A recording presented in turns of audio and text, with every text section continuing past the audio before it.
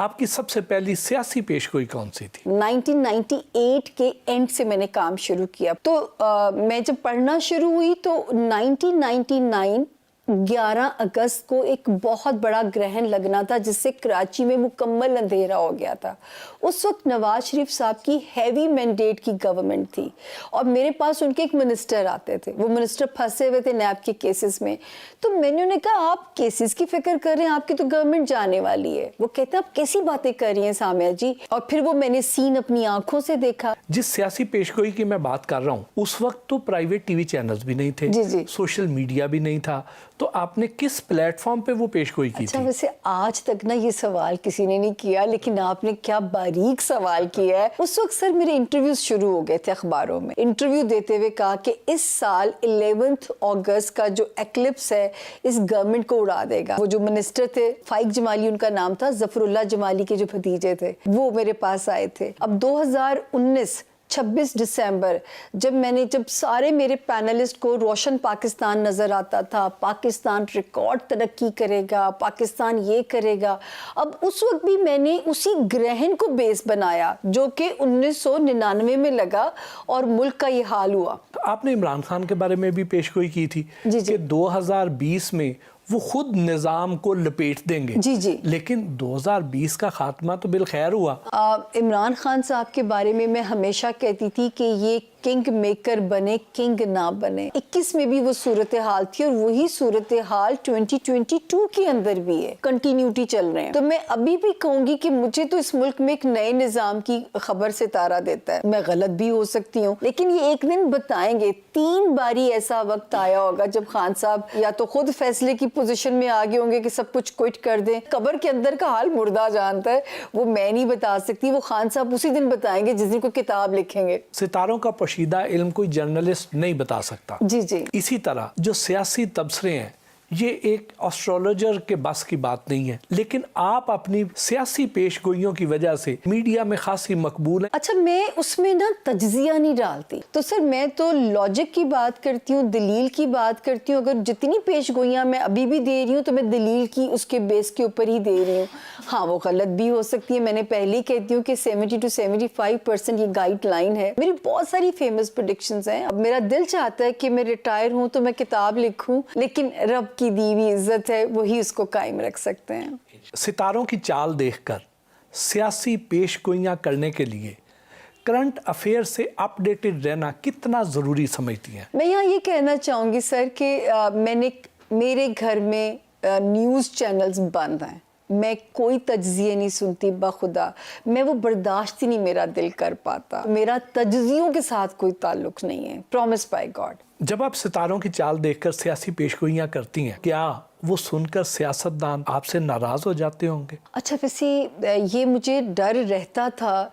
देखिए, मुशर्रफ साहब का दौर गुजरा, जरदारी साहब एक अपने अंदर एक अलग डिक्टेटर थे, नवाज शरीफ साहब। मेरा ख्याल है सर, अगर आप हक के रास्ते पे चल रहे हैं ना, मेरी भी इन्वेस्टिगेशन हुई होगी कि मेरे पास कोई चिड़िया नहीं है, मेरे पास कोई मुखबर नहीं है, डायरेक्शन ही बता सकती हूँ ना। अब जैसे इस साल अब नवाज शरीफ साहब की सरसती ख़त्म हुई है, तो अब हम उनको कह सकते हैं कि अगर आप वापसी का रिस्क लेना चाहते हैं तो ले लीजिए, कि थोड़ी बहुत सख्ती के बाद आपकी माफ़ी हो जानी है। इमरान खान साहब पोशीदा उलूम में दिलचस्पी भी रखते हैं और उन पर यकीन भी रखते हैं। बिल्कुल जी, बिल्कुल। तो उनकी तरफ से कभी आपके साथ कोई राब्ता किया गया या नहीं?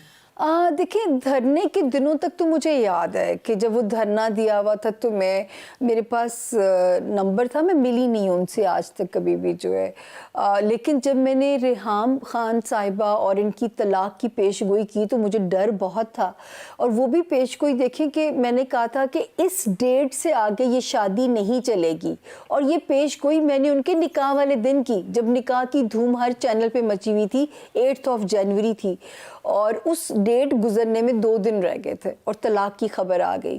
क्योंकि खान साहब के अंदर एक मिजाज है कि वो अपने स्क्रिप्ट के खिलाफ नहीं चल सकते, वो उस तरह फ्लेक्सिबल नहीं है कॉम्प्रोमाइज़ करने में। और मुझे डर लगा कि ये लोग मुझे तो शायद वो कर देंगे, लेकिन रेहाम साहिबा भी बड़ी स्वीट होगी उस पेशगोई के बाद, जहाँ मुझे मिली बड़े अच्छे से मिली। और उस वक्त खान साहब भी मेरे मैसेजेस को रिस्पॉन्ड कर दिया करते थे। मैं उन्हें कहती थी, क्योंकि मैं सचमुच PTI की डाई हार्ट सपोर्टर डॉक्टर थी।